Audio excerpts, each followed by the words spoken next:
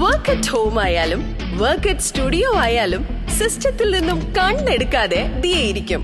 മുഖത്ത് പാടി വരികയോ കണ്ണിന് ക്ഷീണമോ തോന്നില്ല. ജെസൽ ഒപ്റ്റിക്കൽസിന്റെ അൺലിമിറ്റഡ് ഫ്രെയിമുകളിൽ നിന്നും മുഖത്തിന് അനുയോജ്യമായ കണ്ണടയാണ് ദിയ തിരഞ്ഞെടുത്തിരിക്കുന്നത്. തിരഞ്ഞെടുക്കാൻ യഥേഷ്ടം മോഡലുകൾ, എല്ലാ പ്രമുഖ ബ്രാൻഡഡ് ലെൻസുകളുടെയും ഫ്രെയിമുകളുടെയും അതിശയിപ്പിക്കുന്ന കളക്ഷൻസ്, ഏറ്റവും കുറഞ്ഞ വില, മികച്ച വിൽപ്പനാനന്തര സേവനം. Jesal opticals, opposite TB hospital, Karivelippady, Kochi. Malayattoor ക്ഷീര സഹകരണ സംഘത്തിന്റെ ആഭിമുഖ്യത്തിൽ ബോധവൽക്കരണ സെമിനാർ നടത്തി.